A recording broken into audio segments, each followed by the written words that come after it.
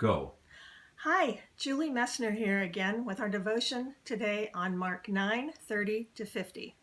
This is a lengthy section with a lot in it. I'm going to focus on 3 verses, Mark 9:30-32. This is what it says. Jesus and the disciples, went on from Caesarea Philippi and passed through Galilee, and he did not want anyone to know, for he was teaching his disciples, saying to them, "The Son of Man is going to be delivered into the hands of men, and they will kill him. And when he is killed, after 3 days, he will rise." But they did not understand the saying and were afraid to ask him. In reading this myself, I am struck by the words, "but they did not understand and were afraid to ask him." Jesus here again is telling his disciples about his death, burial, and resurrection coming. He's told them before several times, and they still didn't get it. It seems to me they didn't want to get it. Here's the verses where Jesus told them about his future. Mark 8:31, Luke 2, verse 50, Luke 9:45, Luke 18:34, and John 12:16. All of these verses say the same thing. He told them what was to come for him, his death, burial, and resurrection after 3 days. And the last verse, John 12:16, says these things his disciples did not understand at first, but when Jesus was glorified, they remembered these things that were written of him. This left me with more questions. How come they didn't get it?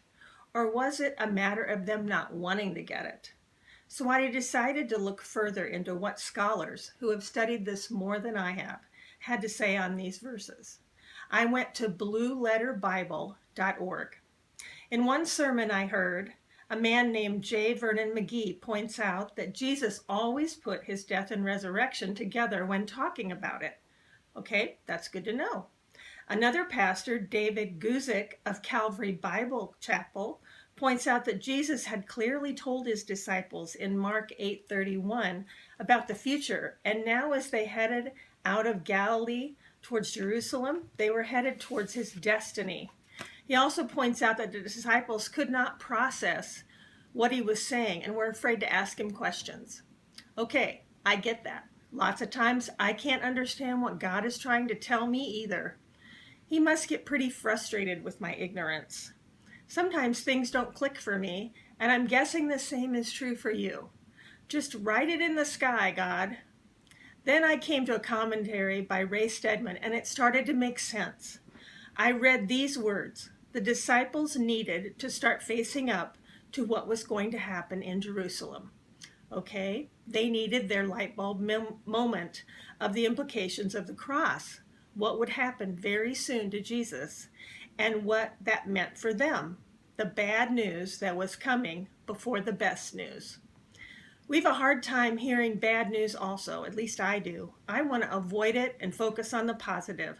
Turn the radio off, turn the TV off, turn the computer off. Just avoid all the bad news of the world, especially all the bad things going on in our world daily, to the innocent ones, the horrific things happening to Christians all over the world. So much hurt, persecution, death, and suffering. It's overwhelming.